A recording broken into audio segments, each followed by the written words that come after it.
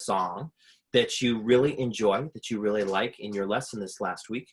That's one, I know that for sure. What are two other songs that you just love to listen to that are your favorite? Let's see, can I unmute you from here? No, not quite. You're gonna have to tap the unmute button on your phone real quick for us.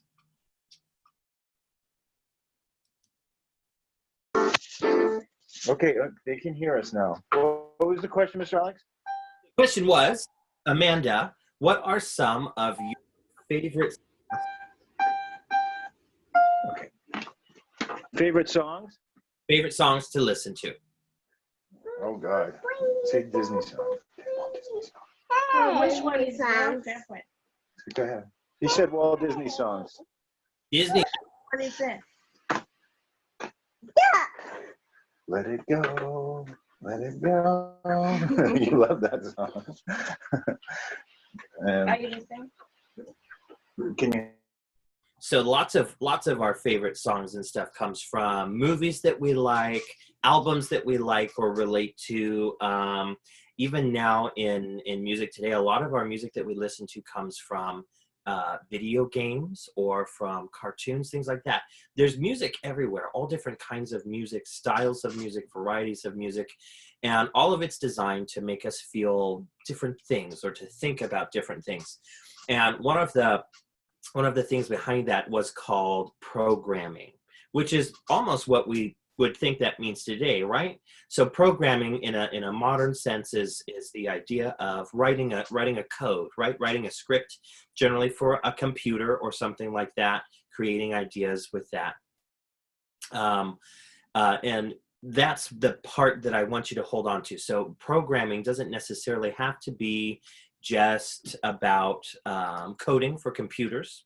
It can be about writing information in any style, in any way. So a long time ago, music from very, very long ago didn't always have an emotional idea or context behind it. A lot of times it was an expression of art, and that was it, an art form, an idea artistically. And a lot of it in classical music, we see a lot of that.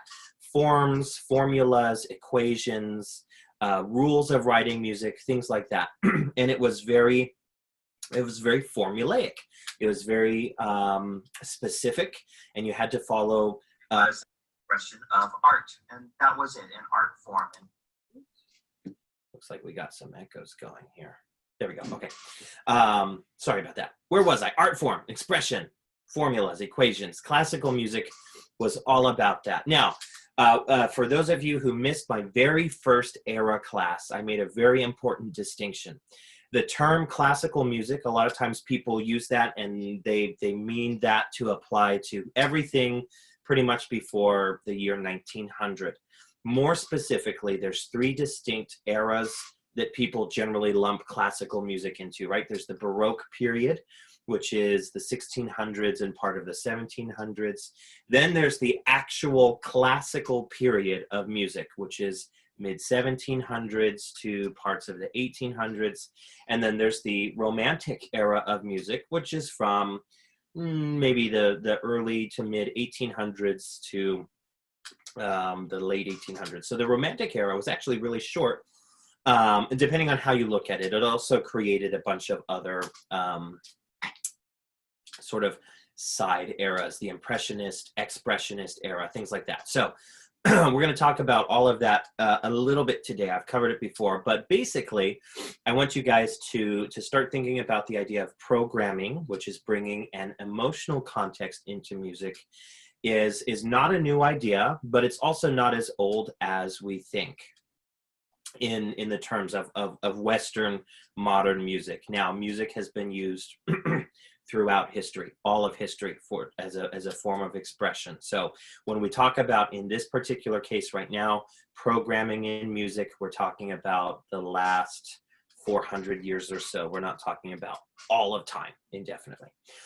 So real quick, let's go to Jacob. I know you guys were signing in just as we were getting started, but recap for me real quick the idea of programming. What is programming in music?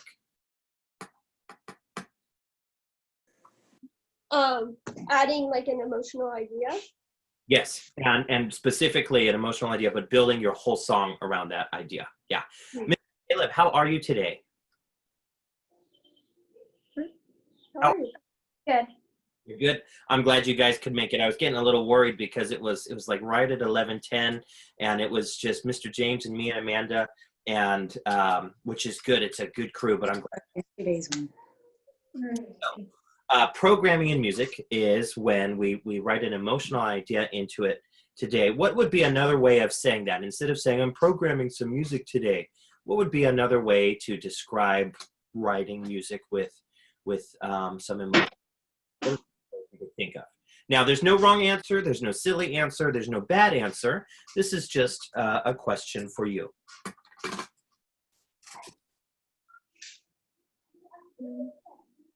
Instead of saying, I'm programming some music today, how else could you? Like you're writing music.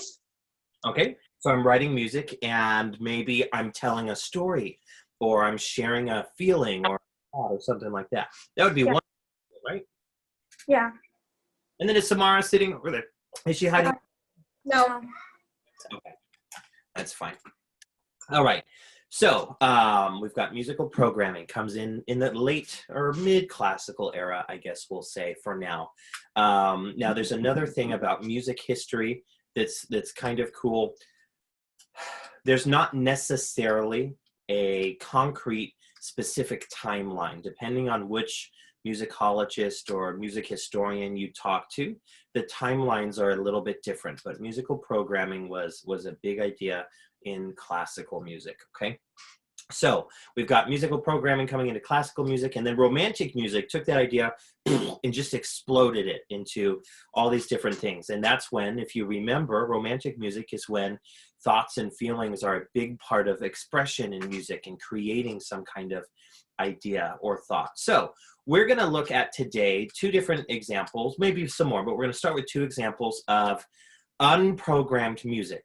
Just music from either the classical or the Baroque era that doesn't necessarily have a meaning or a story. It's just following the rules, formulas, and all of that. Then we're going to listen to some romantic, maybe some expressionist music, something like that. And they're going to be incredibly different, not just in how they're put together, but the way they make us feel. And that's why a lot of times, some of you have probably heard, when people talk about classical music, they say, oh, you know, it's not really my favorite. It's kind of dry and it's repetitive, right? You'll hear people say that a lot. Well, there might be some truth to that. We're going to take a look and we're going to see. It doesn't make it any less art or music, though. So what should we start with? Should we do the classical pre-programming music first, or should we start with the romantic era music? Let's do this. You guys, you have your reaction panel on your Zoom. If you want to do pre-programming, go ahead and give me some clapping hands. If you want to do post-programming, give me a thumbs up. Let's see. All right, so we have some pre-programming. I'm for the pre-programming, so that's 2-4. Is there a tiebreaker out there? All right, well, we'll start with the pre-programming. Now, there are exceptions to the rule, right? The rules of music and the timelines of music are not concrete. They're not permanent in that sense. So let's see, should we go Baroque or classical? I think we should do Baroque. I think we would like that, Baroque music. Now, also remember, a lot of Baroque music was written before we even had the piano. So as we listen to some of this, you might not hear familiar instruments like a piano. You'll probably hear things like a violin or a cello.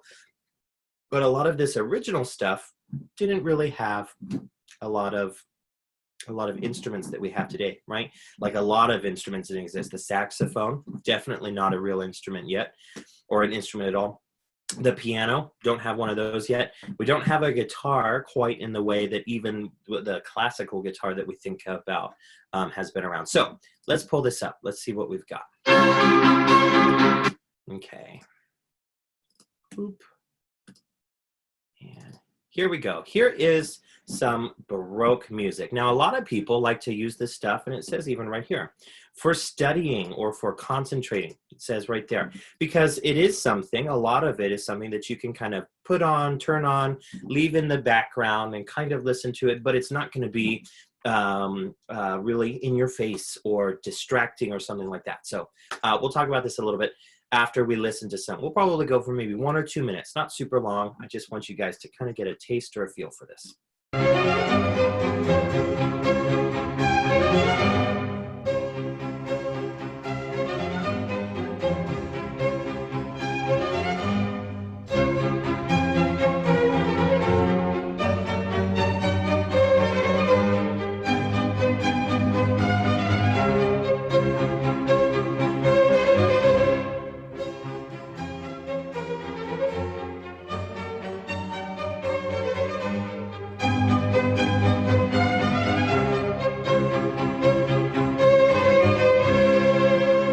All right, we'll pause right there because that's a natural cadence in there.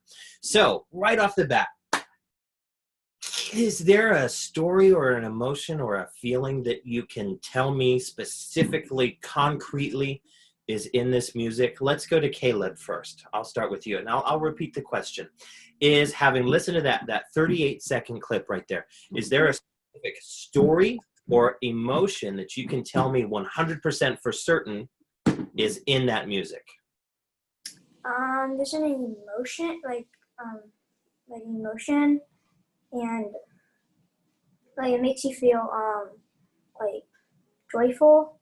Okay, so yes, you are correct. It's in a major key, and it generally has this happy, positive kind of impression. But beyond that, is there anything else? Not a lot going on. And even that in that 37 seconds that we listened to, it was this, they did the same thing twice. They played a theme and then they played the same thing again. They just did it quieter. Let's listen to another 30 seconds or so and see what happens. And then I'm going to have a question for Amanda. So make sure you're listening and paying attention to this next segment. Here we go.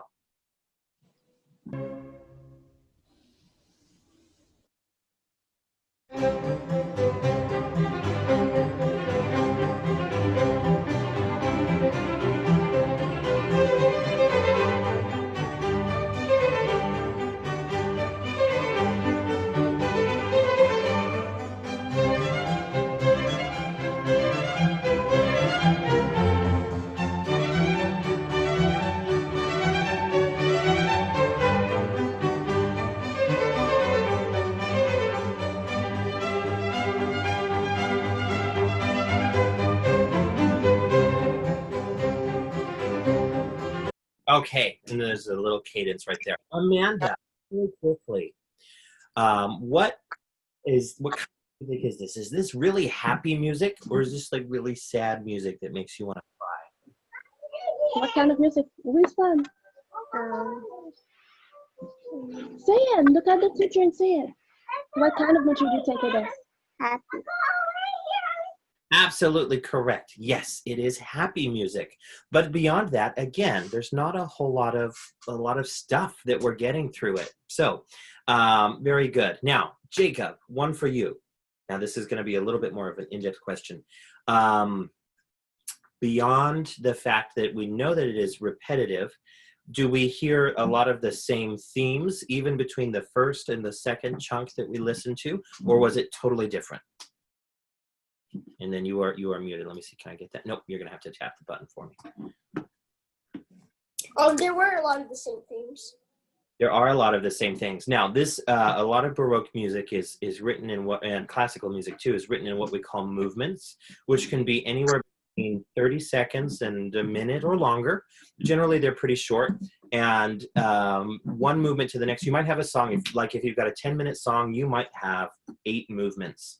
And between all of the movements, there's a lot of similar ideas, melodies, chord progressions, things like that. And they'll be recurring, and you'll hear them throughout. So one song, which might last 10 minutes, is a bunch of little like micro songs in it. Almost, I want you to think about the idea of like an album, right? When you get a CD from your band or something, you put it in your disc player. It's got all of these different tracks on it, like it's got 9 to 12 different songs. that would almost be the idea of a piece in the Baroque or the classical era where it's all one group, all one kind of idea, because albums are typically themed, right? They're not just, 12 of my songs I wrote this week. It's usually has one common thread throughout. And so movements of a song kind of work that way too. You've got the album, the song, if you will, which might be pretty long, and it's divided up into shorter separate tracks or movements, we would call them.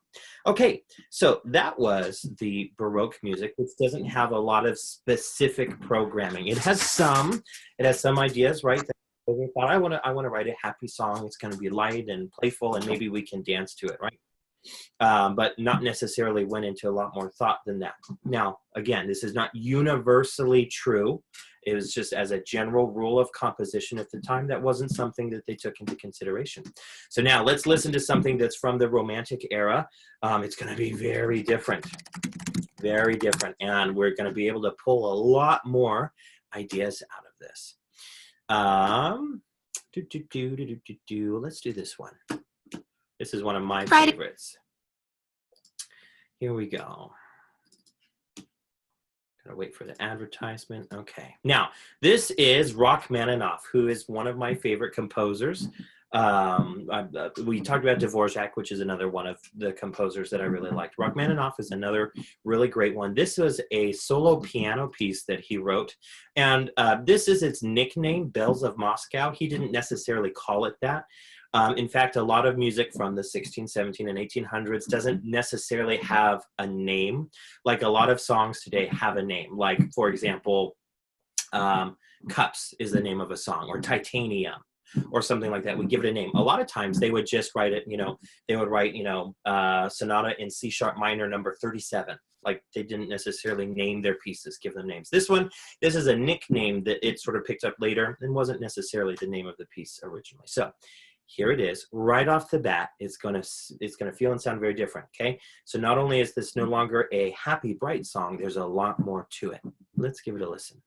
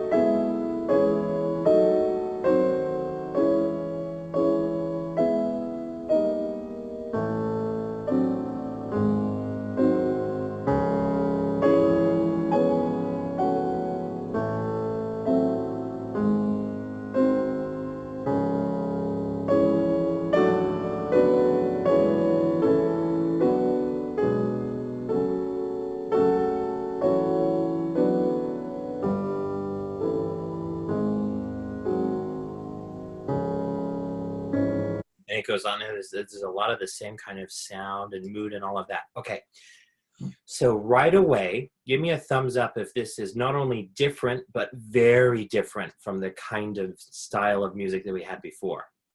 Yeah, this is super different, okay? First of all, this is in a minor key, right? So the first one was major. So that difference aside, there's a lot more mood and energy coming through this. Is there not? There is. Very different. Let's see. I don't know where Amanda went to. Let's go to Jacob.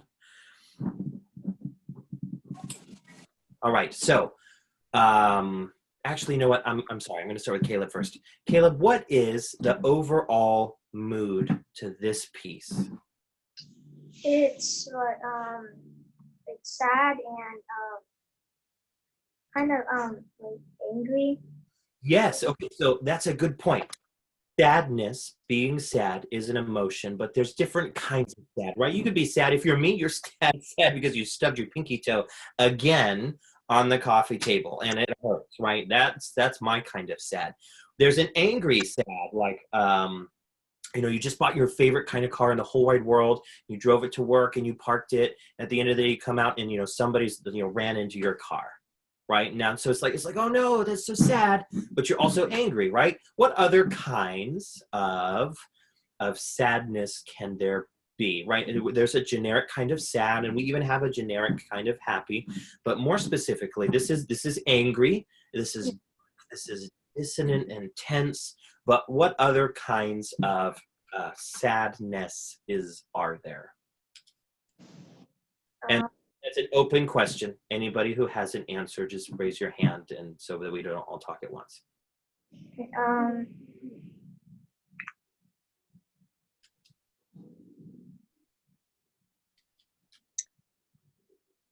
Go ahead. So there's like a sadness, like you've lost, like maybe if you've lost a loved one, there's a really deep sadness and remorse. Yeah, that's totally different than an angry kind of sad. You could all be angry, but there's something else in there entirely, right? A loved one, a pet. Similar would be like if you had your favorite son, right? Not quite the same, but similarly, there's this longing or remorseful kind of sad, right? Any other thoughts, ideas? What are some other kinds of sad we can have?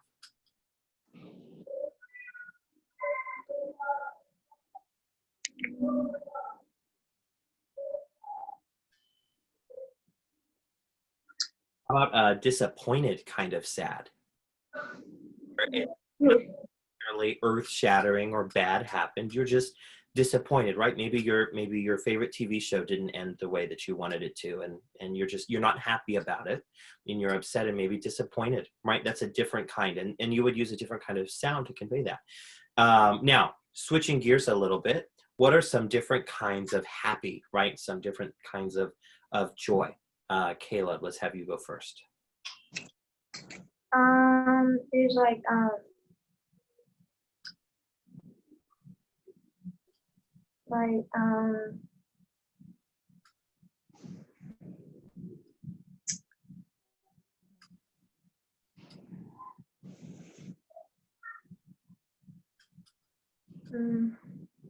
Maybe if you were like me growing up, if you worked hard on a project and you do a good job, one of the things that my dad would do specifically for music lessons would be I had a guitar lesson, and so if I had a really, really good guitar lesson, afterwards he'd take me to like 7-Eleven and I could get a Slurpee or a candy bar or something like that, and that is a kind of happiness.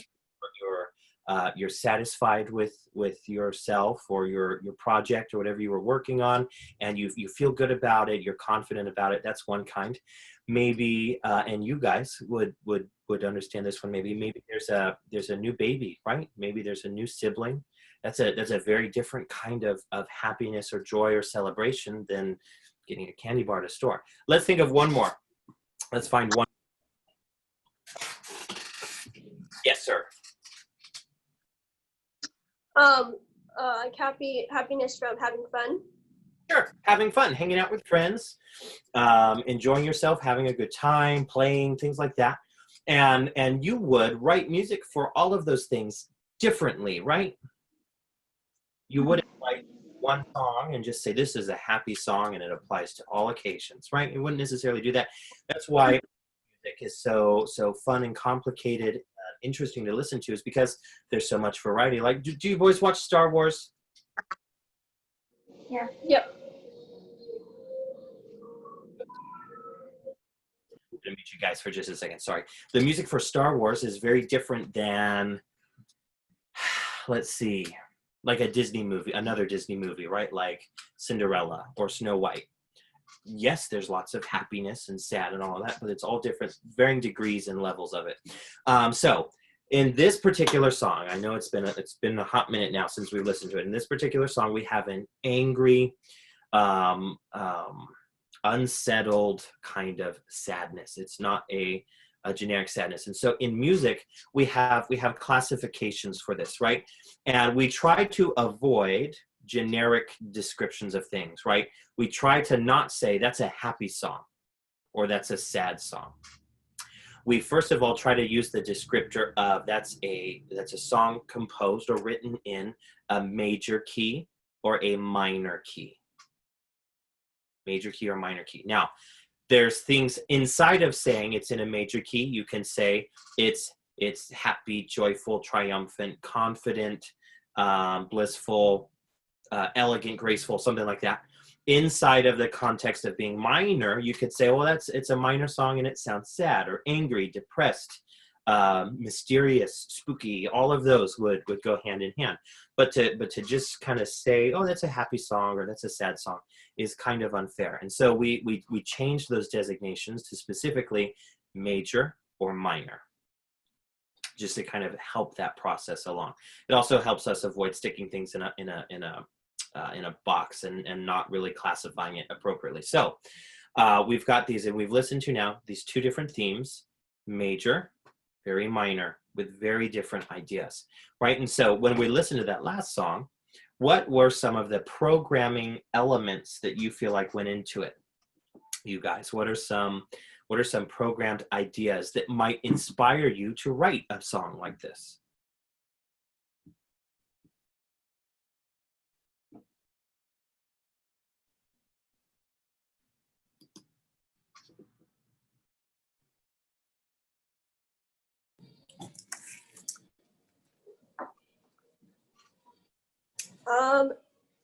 Maybe something just didn't go your way, so you want to write music like that? Sure. Yeah. Some life event or something didn't go as planned, and that's your way of expressing it is by writing a song about it. This particular song from Rachmaninoff comes from Russia, which is terrain, a very difficult place to live, and in parts of it there's lots of snow and it's cold, and it's because of that, whatever your trade is, that just makes it difficult to make a living. And a lot of the music that came from the Romantic era from Russia, and a lot of European nations came from times of great oppression, right? There's a lot of political upheaval and unrest going on. So there's a lot of big thoughts and feelings and emotions that are going on all the time. And one outlet that was legal to utilize in Russia at the time was writing music. A lot of times you couldn't say things or hang up posters or talk to things about people, but writing music was totally fine. So that people would write music about their frustrations and their anger and things like that. And we see that all over, right? People write songs because they're super happy and they're jazzed. Like this one event went totally well and they wrote a song about it.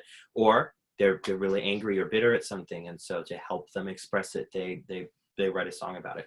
So two very different ideas for music. Here's what I want you guys to be working on throughout the week. Okay, here's your homework studies for you. I want you guys to take the songs, and these are the same songs now. They can be different ones that last week we dissected, and we talked about more about why you like it and things like that. This week, I want you guys to delve even deeper and to think more about the programming behind it. Why would somebody write this song?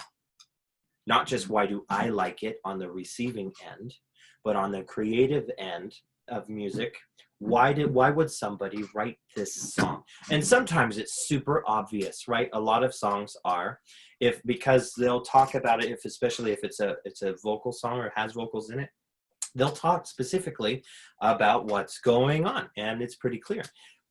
Sometimes not so much. Like even both of you boys now have played River Flows in You, right?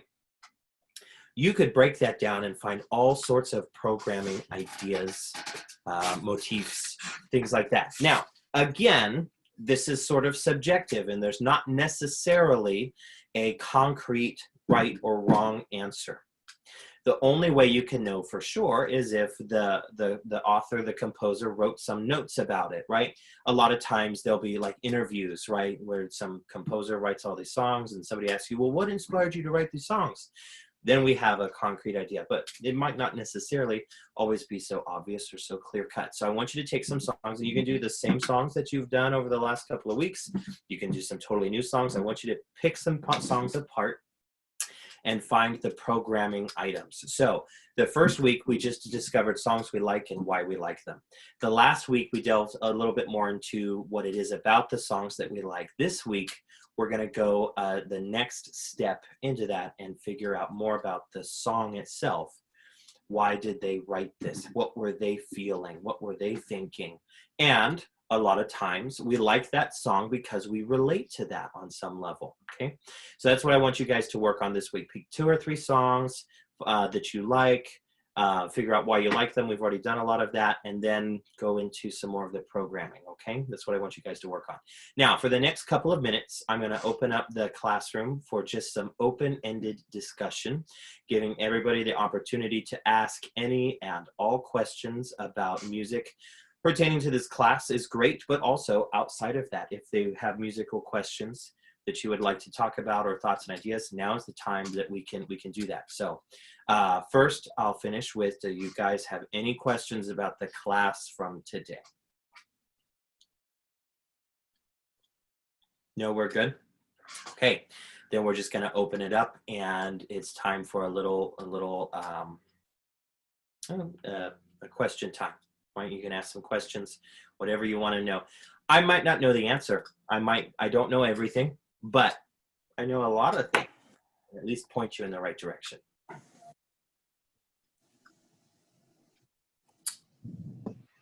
You want to talk? You want to ask the question? You sure? Okay. Why are you so shy?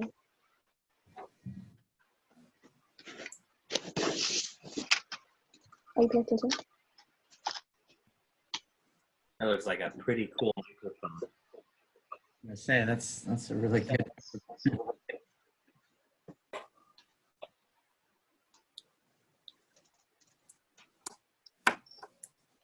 I don't really know how to ask this question, but I'm going to ask it this way. What is like one of your favorite translations of music in that regard? And let's keep it like on a happier note versus a major context and versus a minor context. Like in this regard, what is like an area that you find like maybe even not as pleasantly to the ears, but something like really fascinated with in regards to this context? Okay, so if I understand your question correctly, you're asking inside of a major context, when I'm listening to this music, what is a song that I find fascinating to listen to, maybe because it confuses me or I don't quite understand it, or I'm just fascinated with it in general. And I guess more specific, pushes the boundaries of everything that we're talking about today in regards of taking it to like not a simplified version, but up to it's like it's kind of more of an advanced concept than even what we talked about today for you. Okay, so first let me give you a extreme answer. Okay, we're gonna go full on extreme, and the reason I want to do that is because it is really challenging to even comprehend what the composers are talking about when they're doing this. So in the post-romantic era, we have what we call modern music, which is it's a beast to tackle, even what that descriptor means. The best thing that I can do, the way that I can explain this is let me show you a quick snippet of one of these modern pieces. Now, first of all, modern music is put together through formulas and equations, but they're not limited to formulas and equations. So let's see. One of my favorite examples, what's it called? There it is Stravinsky, okay? And I've used this example before when we were talking about modern music in my classes. Here's a quick snippet. I'm not gonna play a whole lot of it because I don't wanna eat up too much time. But I want you to just listen to what's going on, and then I want you to try to explain to me what you hear. I can't always explain to you what I hear. Here it is.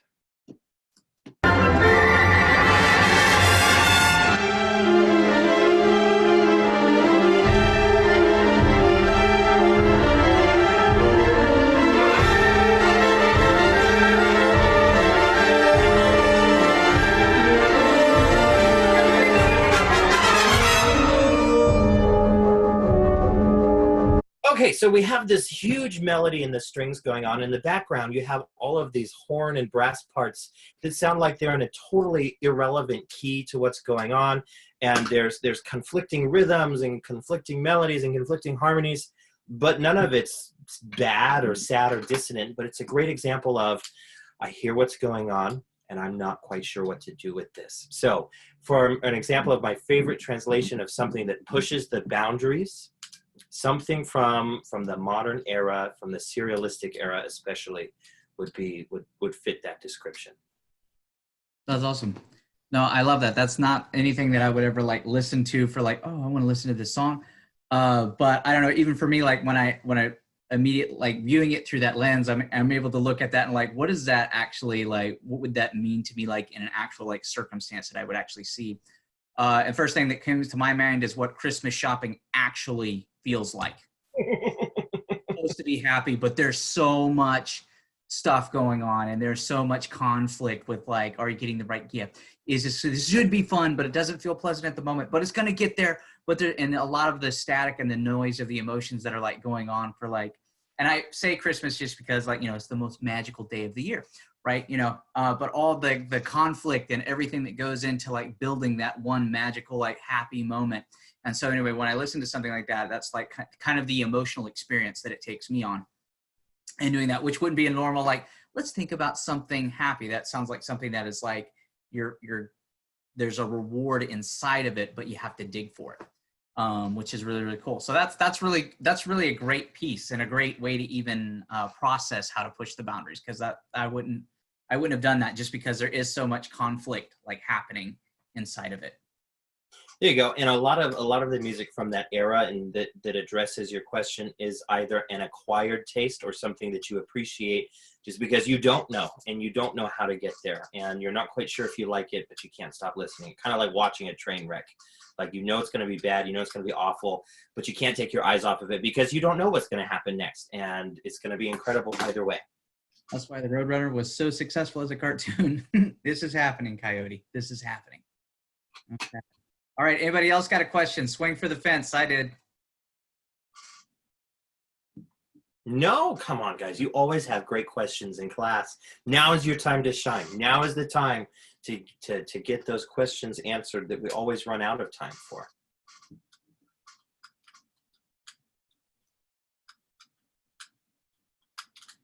I saw lips moving, but you were muted. No? Okay. Well, then, I'm going to leave you guys with this question, okay? And I want you to think and I want you to work on it really hard because we're going to talk about it next week too. What inspired you to get into music? What is something that you can remember clearly that you were like, oh, I want to do that too, or I want to make that sound. I want that idea. I want to do that. And I'll tell you really quick for me, when I was a kid, hated music.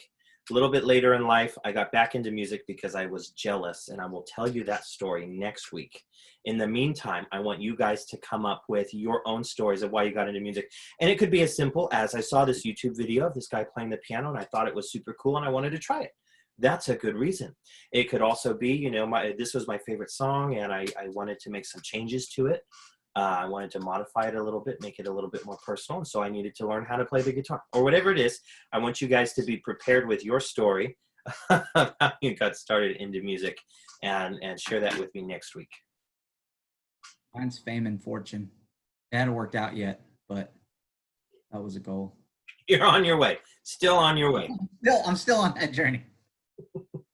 I'll reach it by the time I'm 160. So I gotta recalibrate my goals. But okay, well, Alex, thank you so much for today's class. That was really, really fun. Thank you, everybody, for attending. Please write this down in your Summer Olympics. Oh, did anybody answer the bonus question from last week? Nope, nobody's got it. Well, then I won't spoil the answer. No. All right, guys, thank you so much for attending. We will see everybody next week. And then also don't forget that the recital is tomorrow at 1:30. If you guys want to tune in, it'll be live on Facebook. You can catch that. And then also, Jacob, Caleb, awesome job with the videos that you guys are posting. Those are like fantastic. Really love the improv, really love like everything about it. And great job with the numbers. Now, real quick, what was your practice minutes this week, Jacob and Caleb? Where is it? This week it was 630. Excellent job. Now, I have a quick question. Have you guys been looking at the other practice sheets and keeping track of them? Like No. competition. Okay. All right. I encourage you to do that. Go back through. And that's why we have it designed for everybody to log in and take a look. So Gabriel Garcia threw up 700 minutes this last week. Ooh. You guys are like tracking right there. So anyway, if you're not taking a look at everybody's previous practice sheets, please do. That's why that's why we're asking you to do it. So it's very transparent. Everybody can see and what goals need to be set. So I encourage you to do that and check out some of his videos. And if you haven't liked his stuff, make sure you like it because everybody else is liking yours as well. So anyway, thank you guys so very much. Amanda, thank you. And we will see you guys next week. Okay. All right. Thank you. Bye. Then.